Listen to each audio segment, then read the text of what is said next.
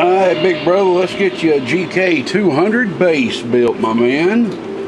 Got one of these high dollar mean wells here for you, man. You got lucky. About to cut this copper board. I know that's loud, man, but I ain't about to turn it off. I'm about to turn this recording off and get going. Alright, brother. Just want to show you a little bit of pre here, man. This custom box built for me by Mr. Lawnmore man in the FL area. We're going to have to paint it, brother. We got to paint it. This don't look too good right here, man. He smoothed it out and all that good stuff. So, alright, man, I'm going to get this copper board cut out, holes for the pills cut out, and get everything retrofitted. We'll be back. GK200.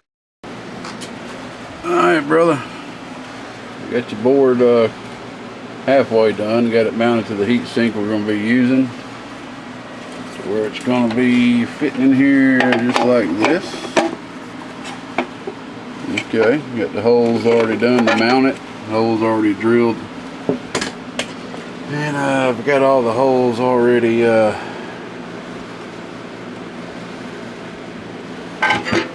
drawed out here, and already got them center punched, so it's time to start drilling. We'll be back. Alright, got the holes drilled.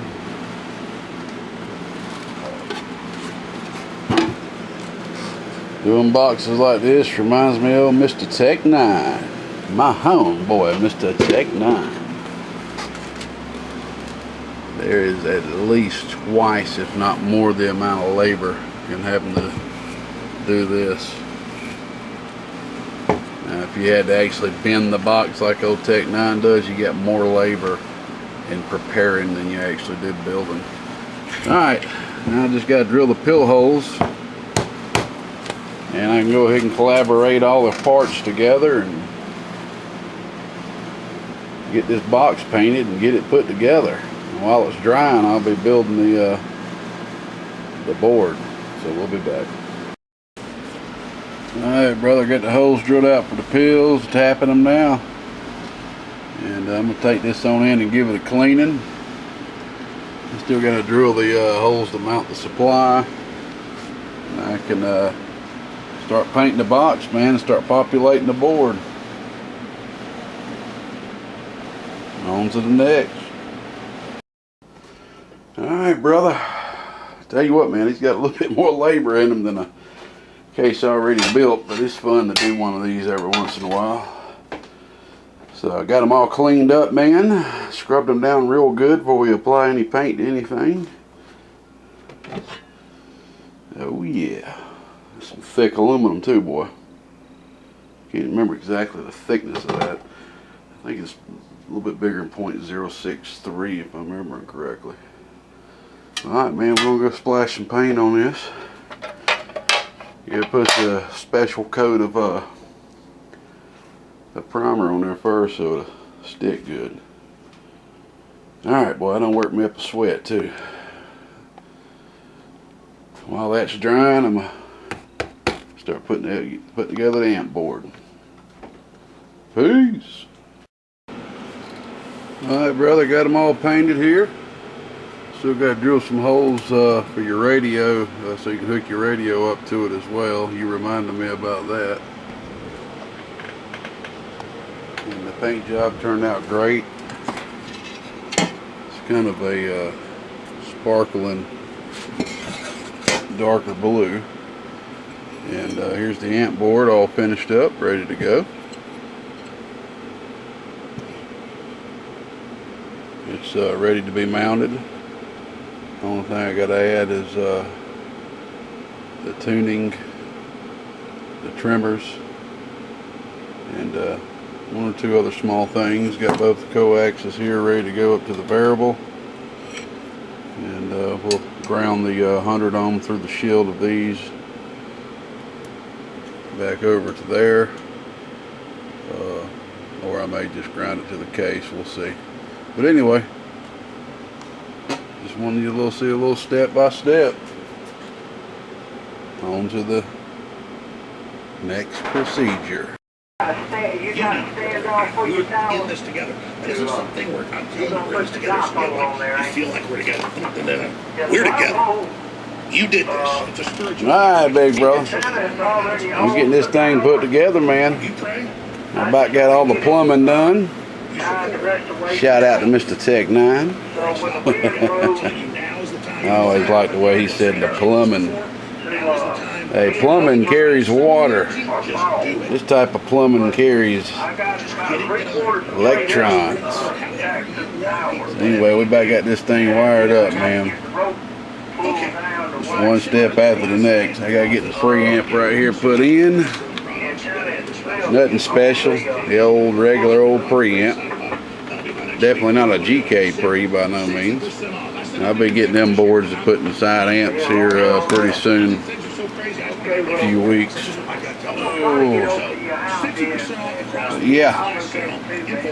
Next time I come out, I should be ready. I'll be mounting the old mean well in there. Got 3 GK pre's right here. I need to label up and get out. We'll be back. All right, big brother. Alright, man, I don't normally do this, but I went ahead and got this thing tuned out using an external power supply. Sorry about that, battery croaked on me. But anyway, once I get this mean well in here, I'm not going to have a lot of elbow room in here to do all the tuning. And tuning went great, man. Alright.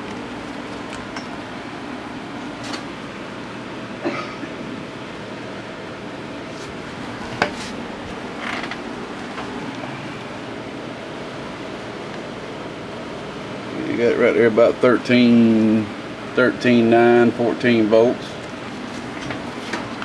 Kind of fluctuating right there on the marker. I couldn't believe how good I was able to get the input down. Check this out. Dude. Yes, sir. That is a 5-watt slug. Dude. Look at that. Dude. Very rarely you can get an input down that low, and I am always very happy to be able to. I had to get in here and fine tune it with manually with an extra cap, but that's just a 250 watt slug. PEP. No. 250 watts right there in the corner.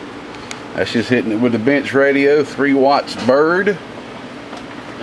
Kind of hate that I can't say 4 watts anymore. I always used to say 4 watts RMS. That radio fried on me, and I got me another one thanks to my buddy Rattlesnake. Yeah, he donated one to me actually, and it only does about 3 bird, but hey, I'm completely fine with that. So she's doing 250 peak. Ooh, right there about 80 bird or so. Ooh, that's what she's supposed to be doing, man. I'm right there about 14 volts. Get this supply put in here, man, and give it a little bit more drive, and we'll see where she'll get up to. Usually you can get up 400, 500 watts if you hit it hard enough, but I ain't gonna be hitting this with no driver. Again, this box is not gonna be designed to be ran, 100 watts into like a 3-pill would be doing. This box is not designed. Anytime you see me make a 2-pill like this, and I've got a variable on it, that's not a box that's designed to be driven hard. It's more designed to be an easy, smooth talking box, used to be a driver, even if it ain't gonna be used as a driver right away, maybe down the road. It's not, it's not designed to, I've had 3-pills do 600-700 watts peak. They can do it if you hit them hard enough. They can do it. This is not one of those boxes, so I'm gonna be happy once I get it all put together, just hitting it with my bench radio, my hot radio, if we see about 400, 450 watts peak, somewhere around there, I'll be happy. That's all I'm looking for, really. All right, man, I'm gonna go enjoy me some lunch. I got the preamp already installed there.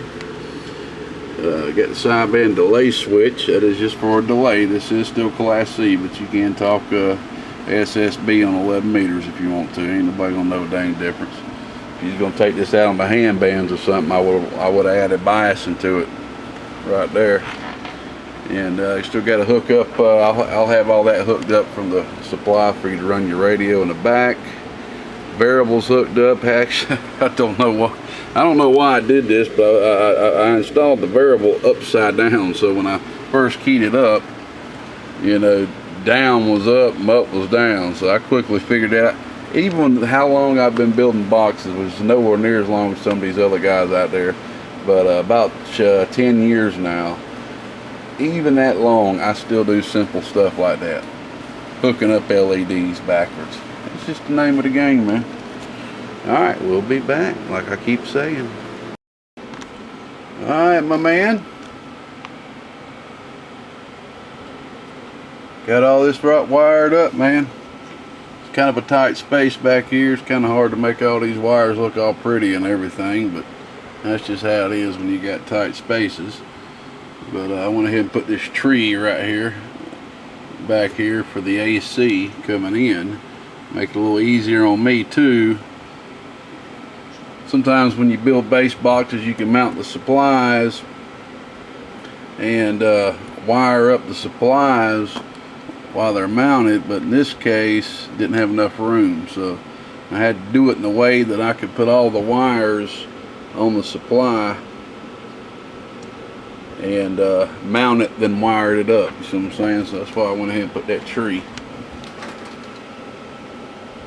Rocking with the Meanwell SP480s, 40 amp supply. Trust me, it'll hold this no problem, man. No problem. Anyway, just flow through. Got about a quarter watt, a little bit less than a quarter watt input reflect just flowing through. I could trim that on out. I'll probably do that after this video. I'm gonna have to trim that out. Let's see here. Tight little place, man. I could get right there on the preamp on the feed through bar. You know, I could just easily hit it on one of the legs. It's a tight space. Regardless, I'll get to it though. There's a will, there's a way, homie. Alright, I got this bad boy turned up all the way that it would go, which is sitting at 13.9, 14. I was kind of wanting to get it up around 14.5 volts, but I would have had to go and mess with the internal circuitry of the supply, and I've never done that with a Meanwell, and I just don't have the time, honestly, to figure it out. I am going to have to figure it out with all my other Meanwells. We got about 25 of them over there. I'm going to have to start putting them in some base boxes, so I'm going to have to figure it out eventually, but you're fine, man. 14 volts. It's more than enough. It's good safe voltage for your radio too.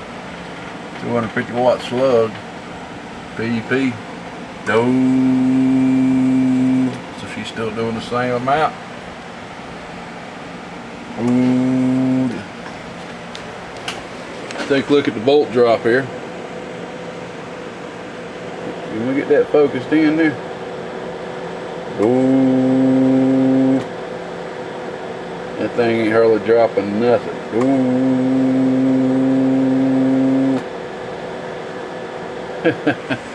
So yeah, that power supply ain't even working hard, bud. But we ain't hitting it hard either.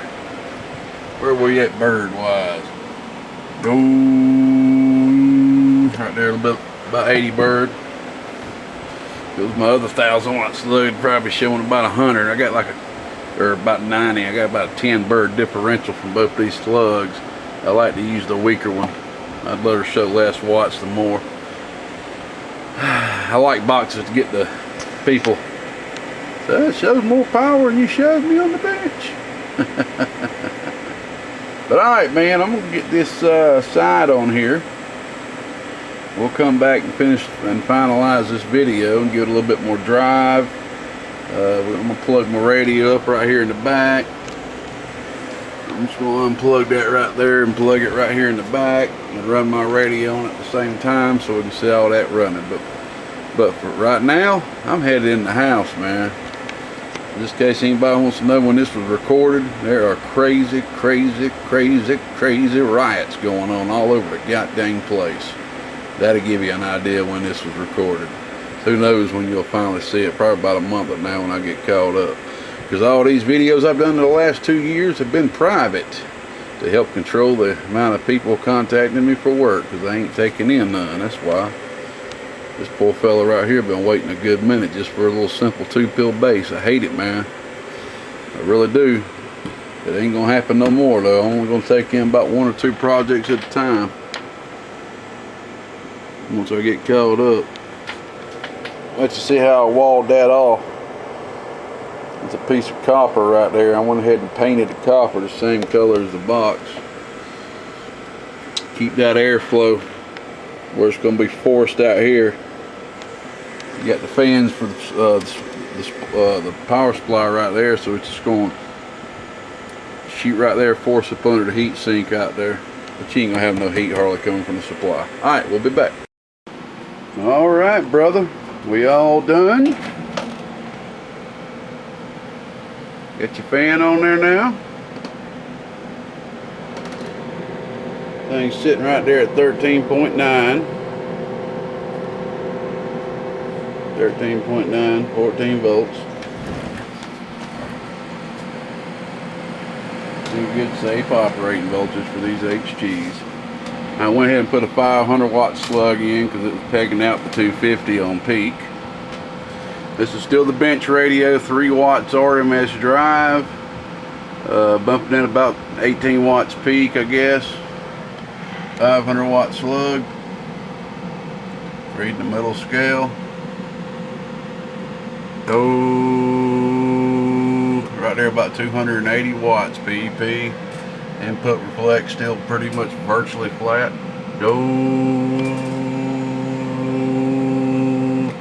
telling you, man, just a tad bit. Still right there about 80 watts RMS. 80, 85, maybe 90. Alright, man, this thing's rolling, brother. I'm going to show you the power of this variable here, how good it will help you. I love these Russian variables. We're going to turn it all the way back. I would never run this with this all the way down unless you're running a real, small radio. This is all the way down, middle scale. Oh, so it's doing right there about 80 watts. PEP. RMS. Oh, ain't hardly doing nothing. Alright, we'll turn it up just a little bit. Oh, right there about 120, a little bit more. Oh, right there about 150, a little bit more. Oh, a little bit over 200. See, this is what makes this amp a great driver. You have a lot of control right there on the front end with that variable. If you could get you a 250 ohm variable at very high wattage, they do really well. You can really get that thing, I mean, really where you want it. But I tried putting 250 ohm variables on 2-pills when I first started off, and they finally blew for every person that used them. The more you turn that thing down, the more heat it's causing. So you would really need about a 5 to 10 watt variable, and they are expensive. You can get them, but this gives you enough. This gives you enough, man. You can turn this thing all the way down to almost 20 bird with this right here. All right, brother. As you can see, we got your connections here. I wish I had some labels back here to label this back here and just put like 13.8 volt. Now, when it comes to amperage wise, you're rolling with about a 40 amp supply here, okay? So you can safely run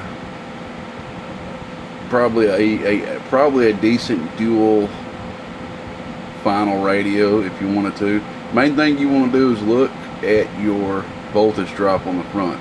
If you start to see that voltage starting to sag and drop pretty good, you know that you're pulling from the supply a little bit too much. So you can just kind of play around with that. I didn't put any diodes back here. I've got some real thick 14 gauge Teflon wire that's feeding these right here. So same size wire you'll find on dual final or single final radios. But any of your Cobra 29, it'll take any single final radio. And like I said, you know, probably a dual final. But if I was you, I'd just run a single final radio into this box. If I didn't have the variable on there, then yeah, you could consider it a good high drive box at that point, and you could hit it with a, you know, a strong driver. But look, you want your box to last or not. If you want 100 more watts out of something that nobody's even going to be able to notice on the other end, get you a bigger amp, man. It's that simple. But we will drive this thing a little harder. So I'll be back. We're gonna hook. Let's see. I don't have a connector on my bench radio, so we're gonna go straight over to the Stickman 8-watt radio. I'm just literally gonna unplug this right here. Uh-oh. Oh, I'm gonna unplug this and plug it in the back. I think. Is it long enough? I'll be right back. Alright, man. We've got the Stickman Cobra 29 hooked up. I had to move the box over here so it would fit. So it would, the length wasn't quite long enough. So I didn't want to have to add length. I just moved it over here up front here. And boy, this thing is running nice, man. 500 watt slug, still PEP.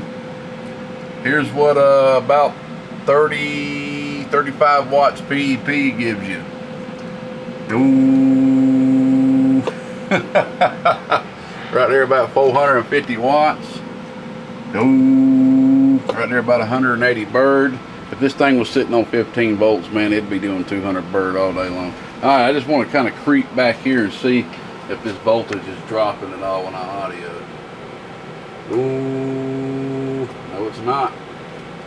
Ooh, alright, it ain't even dropping, man. Those are good power supplies. Very good power supplies. So there you see it, man. If I could turn that volts up one more volt, she'd be pegging 500 watts, man.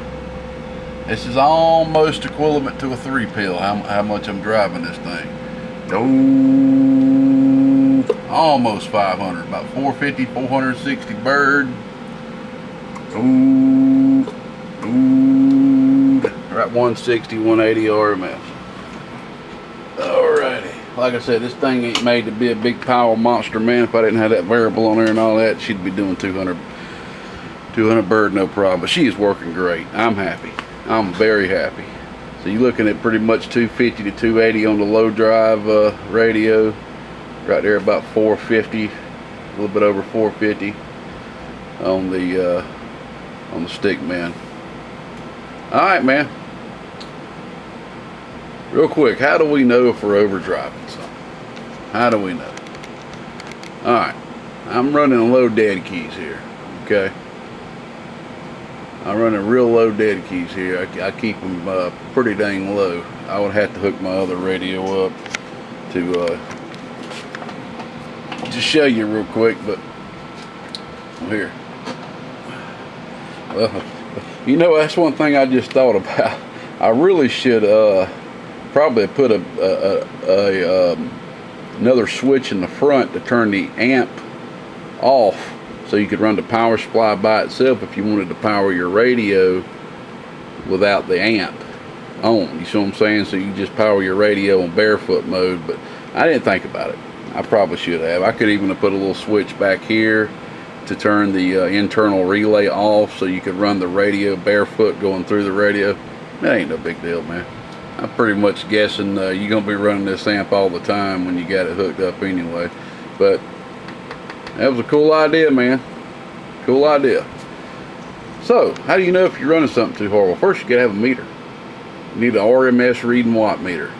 RMS, average, those are two different things, but in the CB realm, we look at them as the same.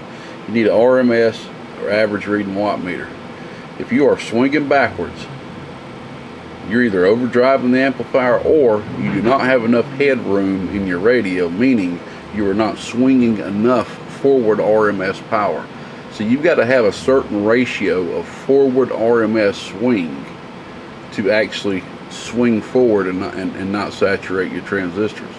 Now, of course, you still can saturate your transistors for swinging too much RMS swing into it, but there's a perfect ratio when doing that. I like to try to keep it to a 1/4 ratio. Okay, if like for right now, if this right here is swinging 200 bird, we're just going to round the 180 up to 200. If this is swinging 200 bird, I want to keep my dead key at 1/4 of that. Okay, and what is that? 25 watts.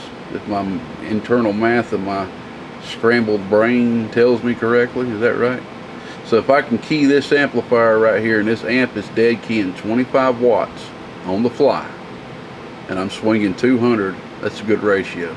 Then you can go take a look at your PEP. See, a peak meter will lie to you. A peak meter will cause you to fry your amplifier quicker than Nestle. You cannot go just on a peak meter. You got to look at the RMS.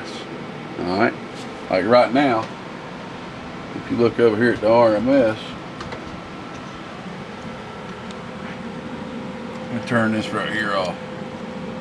500 watt slug RMS. So I'm dead keying real low. Oh, and I'm swinging. So that's what you want. You want a dead key low, and you want to swing. And I'll finish it with one last thing. It's better on RMS reading watt meter to not be swinging at all than to be swinging backwards. You know, there's this big fable back in the days that swinging back was a good thing and this and that. Nah, it's not. When you're swinging backwards, you're losing power. That means the very top part of your sine wave is probably being cut off, and you're losing actual information in your audio signal that way. It's all about a good relationship. This right here is really designed to be a low drive box. Yeah, it don't have a driver built into it, but that's just how I built this for you. It's designed to be a low drive box. You know, use it with a simple and see, and again, this is another question I get a lot. How much do I dead key into this thing? I can't tell you that. You need to figure that out yourself. How do you figure that out? Use an RMS reading watt meter. Watch it. Slowly turn your dead key up and adjust your dead key to where you're swinging the most forward swing on RMS. Okay, and I'm not telling you to turn your dead key down so low that you have no dead key and you're swinging forward. No, you'll sound like crap. You want to have at least some forward swing. Okay. An average reading watt meter, RMS reading watt meter, is going to be one of your best friends when you're trying to figure out how low your dead key needs to be and all this. This is the stuff that builders and technicians are going to do when you send an amplifier and a radio and tell them to match it up for you, or unless they have to actually do some modifications to the radio because it has no ability to change the dead carrier in it. But that's pretty much what you're doing, you know. So I'll tell you like my buddy Stickman used to tell me, I don't know how much you're supposed to dead key, figure it out yourself. But you know, you can give a nominal dead key of, you know, don't dead key no more than this in particular amplifiers. But when you get to the more amplifiers of the 2-pill, 4-pill, 6-pill, 8-pill stages, you need to take a look at your RMS reading watt meter. You know, let's say I'm swinging 1,000 watts RMS. Okay, 1,000 watts RMS. I don't have no problem dead keying 200, 250 watts and letting it swing to 1,000. Let's say I'm swinging, I'm swinging 400 watts RMS. 1/4 of 400 is 100 watts. So if I stay around the 100 watts, that's fine. You know, now let's say you got a real hot 4-pill that's swinging 500 bird. Yeah, you can take it up 150 birds for 200 bird swing. You know, if you're trying to get real hot out there, shoot and skip, but just keep it around that area. Monitor the heat. Have a mind about this stuff and your boxes will last. Oh, GK out here on this cow picking northeast end of Georgia. I think I'm good and gone. Let's get this thing boxed up. Turned out great.